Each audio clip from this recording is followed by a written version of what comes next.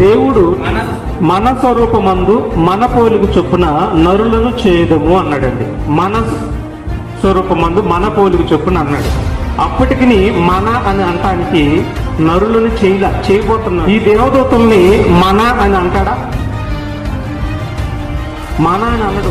దేవుని స్వరూపం దేవుని పోలిక ఉందా? కాబట్టి తండ్రి వేరుగానే ఉన్నాడు, కుమారుడు వేరుగానే ఉన్నాడు, పరిశుద్ధాత్మ దేవుడు వేరుగానే ఉన్నాడు. వాళ్ళు వేరుగానే ఉన్నారు, సంకల్పం మాత్రం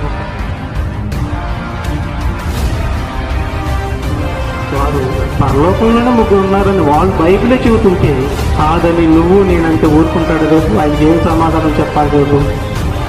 కాదని ఏ లెక్కలు అంటాం మనం? విజ్ఞాపన చేస్తున్నాడు. ఎవరికి చేస్తున్నాడు విజ్ఞాపన? ఎవరికి చేస్తున్నాడు?